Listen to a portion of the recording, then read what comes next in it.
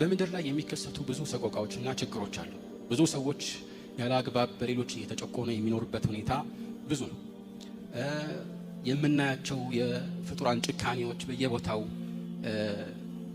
መጥፎ ተጽዕኖዎችን ሲያሳድሩ እናስተውላለን። እና ታዲያ አላህ Subhanahu Wa Ta'ala ይህንን ነገር ማስቆም ይችላል። ቻይ ከሆነ ጌታችሁ ይህንን ማስቆም እየቻለ ሰው ሲቸገር ለምን ዝም ብሎ ይመለከታል የሚሉ ጥያቄዎች አሉ።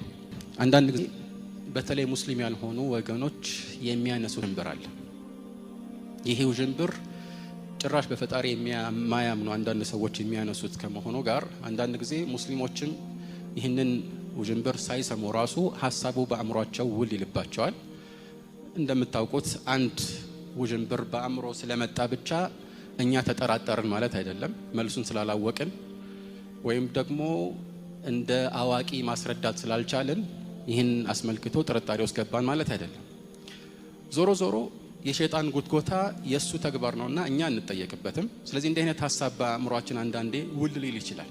እሱም ምንድነው? አላህ Subhanahu Wa Ta'ala አዛኝና ሩህሩህ ጌታ ከሆነ በምድር ላይ የሚከሰቱ ብዙ ሰቆቃዎችና ችግሮች አሉ። ብዙ ሰዎች ያለ አግባብ በሌሎች እየተጨቆኑ የሚኖርበት ሁኔታ ብዙ ነው። የምናያቸው የፍጡራን ጭካኔዎች በየቦታው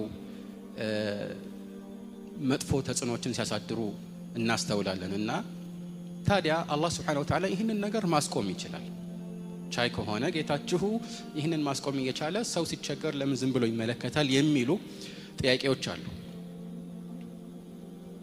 እና እነዚህ ጥያቄዎች በመሰረታዊ ይዘት የሚነሱት ከማያምኑ ሰዎች እንደሆኑ ገልጬላችኋለሁ። እና ይህን አስመልክቶ ሳናሰፋ ባጭሩ በተወሰኑ ነጥቦች አጫጭር ምላሾችን ማስፈር እንችላለን። እና የመጀመሪያው ምንድነው?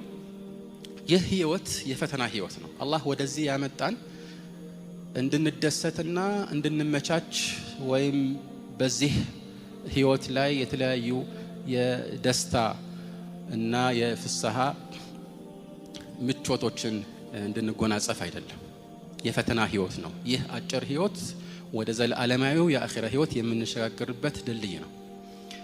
ስለዚህ ይህ ህይወት ፈተና ከሆነ የምንፈተነው ደግሞ በጥሩም በመጥፎም ነው። ወነብሉኩም ቢሸር ወልኸይር ፊትነተን ወኢለይና ቱርጀዑን።